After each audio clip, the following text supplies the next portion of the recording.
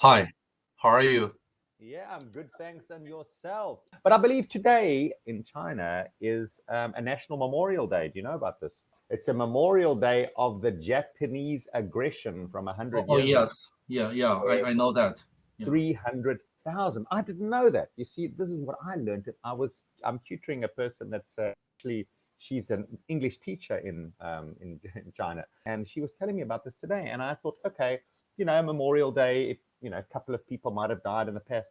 300,000 Chinese Yeah, killed. that's a lot of people died. This is Nanking. Uh, Yeah, bank thing.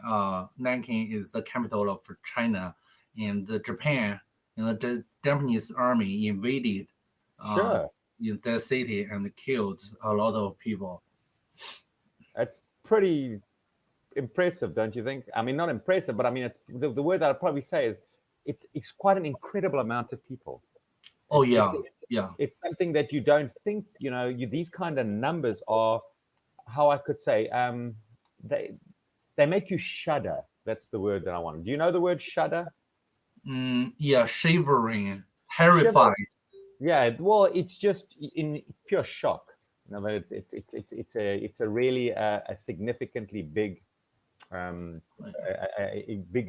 significantly high volume of people specifically. Now look, I don't condone killing unless it's for self-defense, extreme reasons, but the point is, if it was an army and the army was getting killed, okay, not okay, but war happens, we get that. But the fact that most of them were civilians, it's just even more startling, the whole thing, which is quite hectic. Because I thought it was originally, when she said to me, a lot of people died, I thought it was a war that happened. When I researched into it, the majority of them were civilians. So these were unarmed, and these were not even, part of the fight or the aggression, which is probably, that's what makes it a little bit more, I don't know, it's not so Yeah, cool. That's all I can say. I think the Japanese army was crazy. The Chinese army cannot protect the civilians. We didn't have very good facilities and weapons to Mm, protect the civilian. sure, sure, sure. I get it.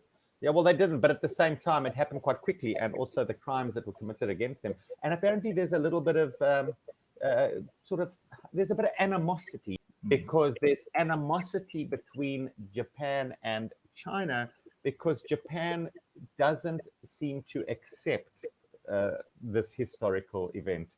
They don't really acknowledge it, is probably the better term.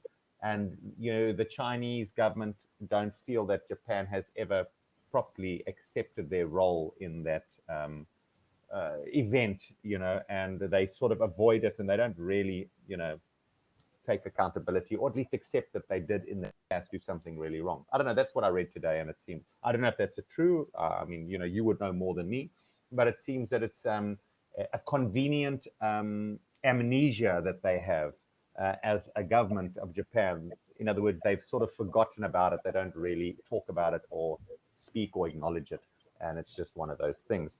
They've never really had a proper apology or a proper, you know, what a reckoning between China and Japan over it, which is sad, because it's get over it, do something about it and move on, because it happened. It's not the leadership of today, but still, hey, something needs to be said.